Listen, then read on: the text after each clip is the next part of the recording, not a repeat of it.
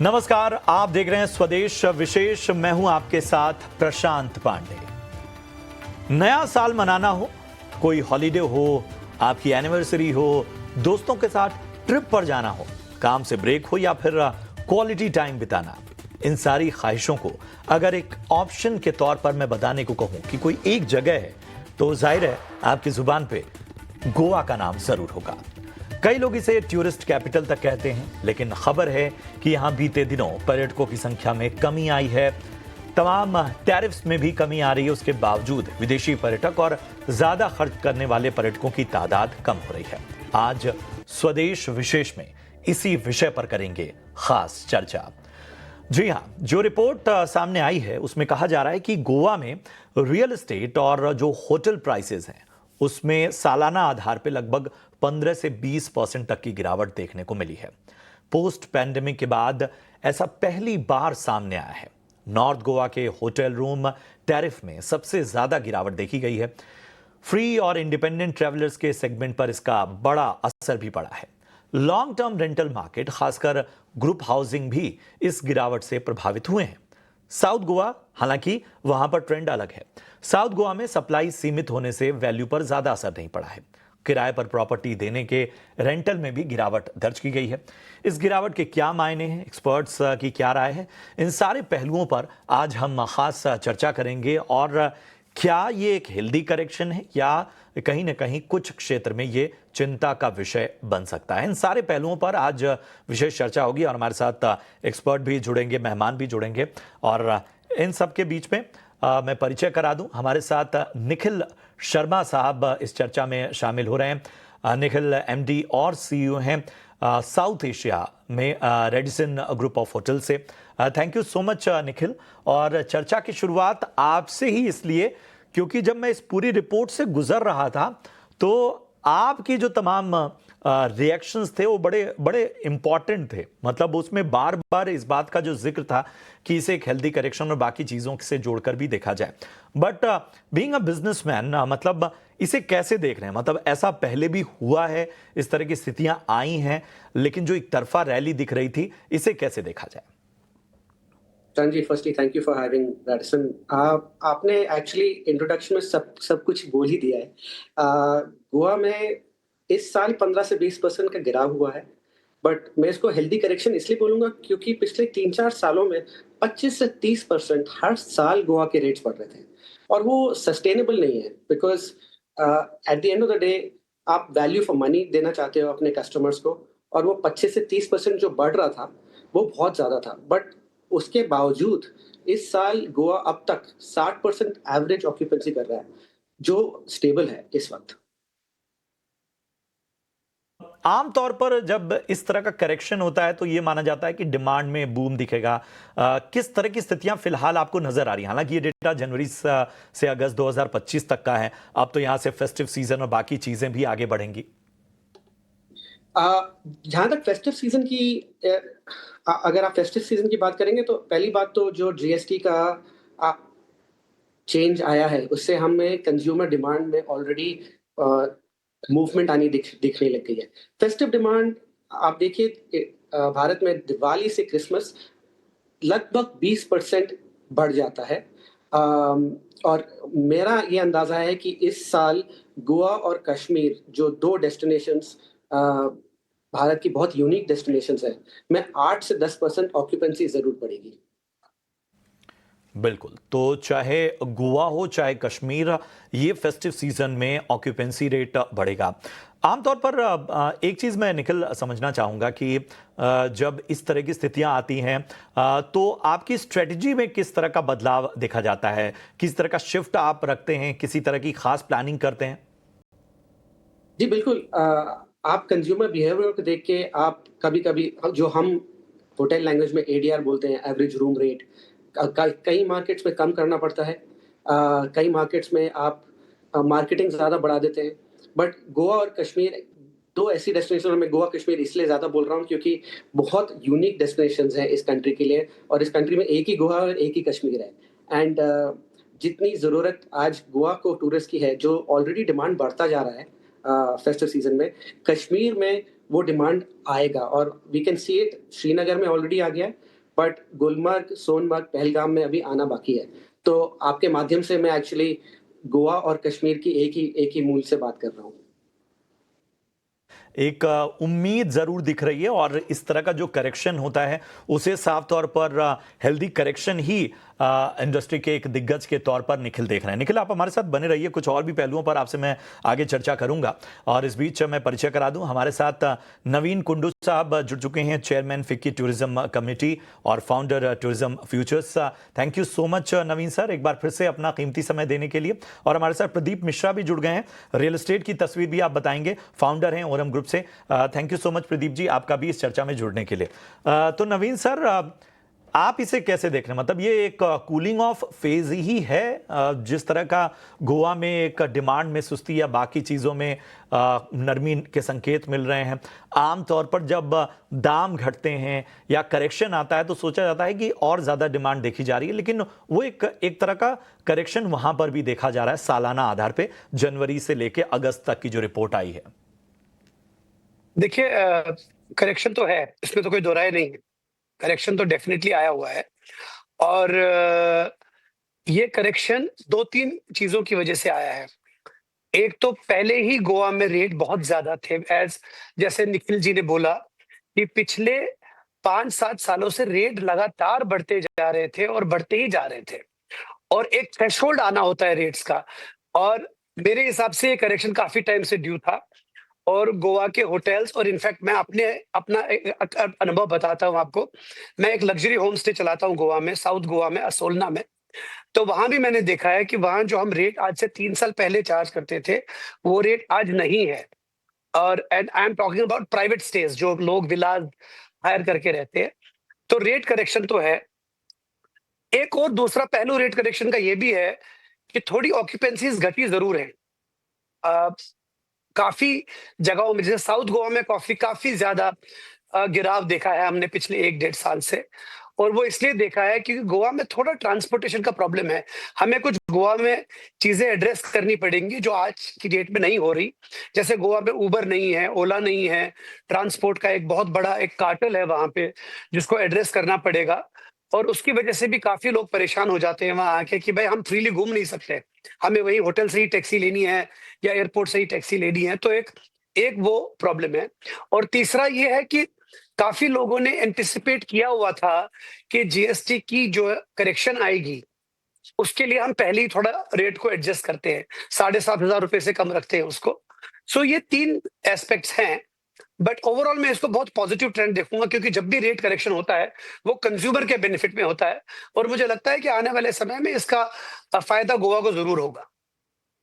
बिल्कुल। तो जब भी दाम में करेक्शन आता है तो उसका फायदा कहीं ना कहीं कंज्यूमर को होता है। लेकिन जो अहम बात उठाई है कुंडू सर ने कि गोवा का ये चैलेंज प्रैक्टिकल चैलेंज है। मेरे ख्याल से जो भी गोवा गया होगा वो इस चैलेंज से कहीं ना कहीं दो चार होता ही होता है कि वहाँ चलिए ठीक है, आप होटल और बाकी चीज़ों में तो आप बुकिंग और बाकी चीज़ों से अपने आप को अपनी सुविधा के हिसाब से कुछ चीज़ें पहले से कर सकते हैं, लेकिन वहाँ पर जाने के बाद आपको जो एक रोमिंग करनी है पूरी सिटी में, उसका चैलेंज बना हुआ है। और जाहिर सी बात है वहाँ पर अफोर्डेबिलिटी एक बहुत बड़ा प्रश्न है।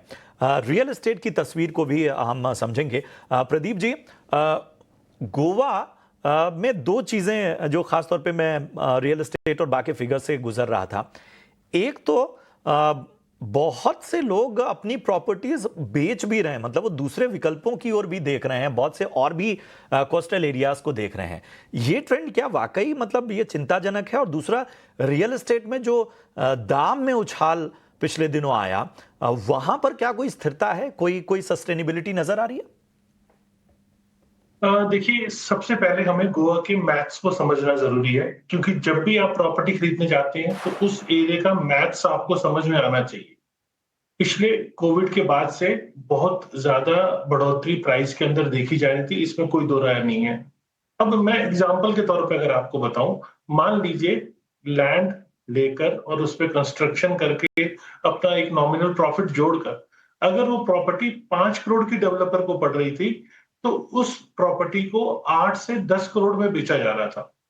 एक टाइम था जब वही प्रॉपर्टी 6 करोड़ में बेची जाती थी एक नॉमिनल प्रॉफिट लेकर। लेकिन चूंकि प्राइस कुछ लैंड के बढ़े और कुछ प्रॉफिट मार्जिन भी बढ़ाया गया, तो इस कारण से वो 5 या 6 करोड़ की जो प्रॉपर्टी थी वो 10 करोड़ तक आ गई। अब जब प्रॉपर्टी 5 करोड़ की होती है तो उसका रेंटल रिटर्न अलग होता है, और जब वही प्रॉपर्टी 10 करोड़ की बिक रही है और रेंटल रिटर्न सेम है, तो इसको एक तरीके से देखा जाए तो रेंटल रिटर्न गिर रहे हैं, और दूसरी तरीके से देखा जाए तो रेंटल रिटर्न स्थिर है, उसमें कोई चेंज नहीं आया, लेकिन प्रॉपर्टी के प्राइस बढ़ गए, इसीलिए रेंटल रिटर्न कम लग रहा है। क्योंकि हमेशा गोवा में जो प्रॉपर्टी लोग खरीदते हैं, दो पर्पस के लिए खरीदते हैं, या तो सेल्फ यूज या वो रेंट आउट पर्पस के लिए। जब रेंट आउट पर्पस के लिए लेंगे तो वहां रिटर्न ऑन इन्वेस्टमेंट, क्या रेंटल आपको आ रहा है, ये बहुत मायने रखता है। तो ये एक गैप देखने को मिला कि रेंटल में एक अचानक बहुत बड़ा शिफ्ट देखने को मिला डाउनवर्ड तरीके से। दूसरा, ओवर प्राइस इन्वेंट्री, इसमें एक बहुत बड़ी जिम्मेदारी है इसकी। और तीसरा, आप देखेंगे गोवा बहुत तेजी से फैलना शुरू हो गया। मतलब यहां तक आप देखेंगे कि जो महाराष्ट्र बॉर्डर पे प्रॉपर्टीज है वो भी गोवा के नाम पे सेल होने लगी। मतलब हर तरफ इंडिया में गोवा के नाम पे सस्ती इन्वेंट्री अवेलेबल होने लगी। तो बायर जो है कहीं ना कहीं लिमिटेड है, जिसको गोवा पसंद है वही प्रॉपर्टी बाय करेगा। और गोवा के नाम पे अगर गोवा से दूर भी प्रॉपर्टी दी जा रही है तो कहीं ना कहीं बायर को उतना समझ में नहीं आता, और कई बार छोटे टिकट साइज में बायर जाता भी नहीं है। तो खरीदारी का लोकेशन शिफ्ट हुआ, जैसे मोपा एयरपोर्ट के आसपास के एरिया में भी बहुत ज्यादा लोगों ने इन्वेस्टमेंट की, और कई डेवलपर्स कई बड़े बड़े प्रोजेक्ट लेकर आए, अप्रूव्ड एंड अप्रूव्ड, हर तरीके के प्रोजेक्ट वहां आने शुरू हो गए। तो ये मेरे को लगता है एक बहुत बड़ा रीजन था जिस कारण से प्राइस में स्थिरता वहां देखने को मिली। और टीयर 2 सिटीज में, जो आपका क्वेश्चन था, वो टीयर 2 सिटीज में जैसे अभी आपने देखा यूपी के अंदर स्पिरिचुअल टूरिज्म काफी बढ़ावा दिया जा रहा है। वृंदावन, अयोध्या ऐसी लोकेशंस में, वाराणसी जैसी लोकेशंस में काफी लोगों का अट्रैक्शन बढ़ा है, क्योंकि पिछले 2-3 सालों में इधर डेवलपमेंट काफी हुई है, तो रिटर्न ऑन इन्वेस्टमेंट भी इधर अच्छा आ रहा है।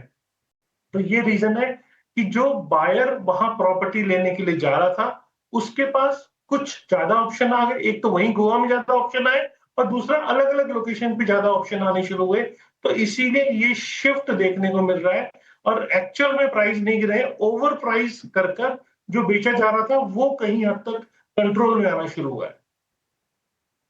प्राइसिंग थी वो धीरे धीरे नियंत्रण में आ रही है, या वो उस करेक्शन के बाद वो कम से कम एक ऐसे स्तर पे आ गई है जो अफोर्डेबिलिटी की ओर साफ तौर पर संकेत दे रही है। दूसरी अहम बात जो कही कि जो ओवर प्राइसिंग की, मतलब जाहिर सी बात है कि आफ्टर कोविड जो एक बूम देखा था, और शायद ऑलमोस्ट हर सेक्टर ने देखा था, उसके बाद एक तरह का कूलिंग ऑफ फेज आता ही आता है। और इसके साथ ही ये कूलिंग ऑफ फेज कितना लंबा होगा इस पर भी बड़ी बहस हो सकती है।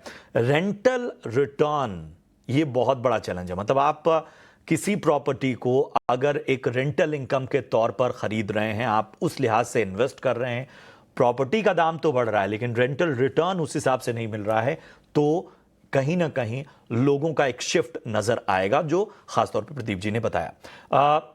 एक चीज निखिल, इस रिपोर्ट के अलावा मैं 2024 और अभी तक के आंकड़े देख रहा था। जो विदेशी टूरिस्ट हैं, जो फॉरेनर्स हैं, उनकी संख्या में भी, मतलब चूंकि उनका आमतौर पे माना जाता है कि वो ज्यादा खर्च करते हैं, उनकी जो स्पेंडिंग कैपेसिटी है वो ज्यादा है। आप बताइए एज एन ऑब्जर्वर, क्या मतलब इसमें भी एक तरह की गिरावट देखी जा रही है? कहा जा रहा है कि श्रीलंका और बाकी इवन भारत के बाकी जो कोस्टल एरियाज हैं, जो शायद एक हिडन जेम्स के तौर पर थे, वहां पर भी रुझान बढ़ा है। जी, साउथ एशिया और साउथ ईस्ट एशिया में रुझान तो बढ़ा ही है, क्योंकि लो कॉस्ट कैरियर जैसे जैसे बढ़ते जाएंगे वो रुझान बढ़ेगा। बट मैं ये नहीं मानता कि गोवा कम हुआ है या कोई अदर डेस्टिनेशंस इंडिया में कम हुई है उस वजह से। ठीक है, मतलब रुझान है, और ये एक दौर है जो हर सेक्टर के साथ आता है। चलिए यहां पर हमें एक ब्रेक के लिए रुकना होगा। ब्रेक के उस पार आएंगे तो समझने की कोशिश करेंगे कि आखिर इंडस्ट्री खुद को कैसे तैयार करती है, और जिन सुधारों की बात की जा रही है वो हो क्यों नहीं पा रहे हैं। बार बार सवाल उठाया जा रहा है कि गोवा की जो सरकार है, इंफ्रा और बाकी चीज़ों पे जो पुश होना चाहिए, जिसकी वो डिमांड कर रहे हैं, उसमें बहुत सारे अभी रोड ब्लॉक्स मौजूद हैं, तो इस पर भी ज़रा चर्चा करेंगे। फिलहाल एक स्वागत है ब्रेक के बाद आपका। हम एक ऐसी रिपोर्ट पर चर्चा कर रहे हैं जो बता रही है कि गोवा में इस वक्त जो प्राइस करेक्शन है उसके बावजूद उस तरह का डिमांड फिलहाल देखने को नहीं मिल रहा है, लेकिन तमाम एक्सपर्ट्स ये मानते हैं कि ये एक टेम्पररी फेज है और हर सेक्टर्स में आता है, इस तरह की चीज़ें होती हैं।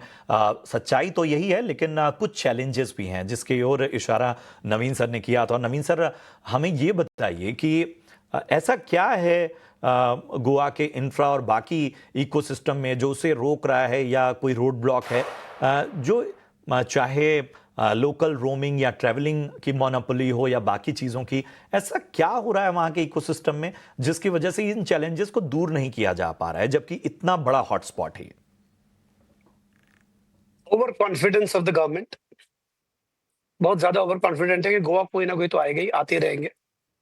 चार्टर्स बिल्कुल नहीं आ रहे। जो पहले चार्टर्स आते थे गोवा में, पिछले 2-3 साल से चार्टर कम आने शुरू हुए, और सारे के सारे चार्टर्स जितने भी आते थे, चाहे वो रशिया से आते थे, यूक्रेन से आते थे, वो बंद हो गए हैं। और चार्टर्स जो यूके से आते थे वो अब फुकेट जाना शुरू हो गए हैं, मालदीव्स जाना शुरू हो गए हैं, श्रीलंका जाना शुरू हुए हैं, क्योंकि उन्हें वहां की अफोर्डेबल वैल्यू फॉर मनी ज्यादा अच्छा लग रहा है उनको। और तीसरा, टूरिज्म प्रमोशन के नाम पे आपको मालूम ही है, ये मैं हमेशा बोलता रहा हूं कि इंडिया का टूरिज्म प्रमोशन इस वक्त, अगर पिछले 50, 60, 70 साल की बात करें तो ऑल टाइम लो है। Global world wide tourism promotion हमारा बिल्कुल कम है। कम क्या मतलब, लिटरली नेग्लिजिबल है। तो जब ये सब तीनों चीजें हो रही हैं तो मुझे नहीं लगता कि विदेशी सैलानी ज्यादा आ रहे हैं गोवा में। बिल्कुल मतलब मेरे मेरे हिसाब से, जितना मेरा टूरिज्म इंडस्ट्री में 35 साल का जो मेरा तजुर्बा है, वो ये कह रहा है कि जितने भी विदेशी टूरिस्ट जो पहले फुल रहते थे एक जमाने में हर जगह पे, आज की डेट में गोवा का डिपेंडेंस डोमेस्टिक टूरिज्म पे ज्यादा है, इंटरनेशनल पे कम है। बट वो हमारे देश के लिए अच्छा नहीं है। बिल्कुल ठीक है, वो शायद इंडिविजुअल टूरिस्ट के लिए ये करेक्शन और बाकी चीज़ें बेहतर हैं, लेकिन चूंकि गोवा एक ऐसा डेस्टिनेशन है जहां पर विदेशी पर्यटक जो हैं वो भारी संख्या में आते हैं, और इस तरह का अगर एक लो प्रोफाइल एनवायरनमेंट बनेगा, इस तरह की चीज़ें होंगी, तो वो लॉन्ग टर्म के लिए ठीक नहीं है। प्रदीप जी, हमें ये बताइए कि ठीक है, हम बिजनेस चैनल हैं तो सीधा काम की बात करते हैं। जब इस तरह के करेक्शन का दौर आता है तो दिलचस्पी जाहिर सी बात है बायर्स की बढ़ जाती है। जब हर कोई, मतलब भारत में तो अगर कोई गाड़ी या कोई कपड़ा भी खरीदने जाता है तो सबसे पहले प्राइसिंग की ही बात करता है। तो गोवा में क्या प्राइसिंग इस वक्त लिटरली अट्रैक्टिव है, और कौन कौन से इलाके हैं जो ज्यादा बेहतर नजर आ रहे हैं?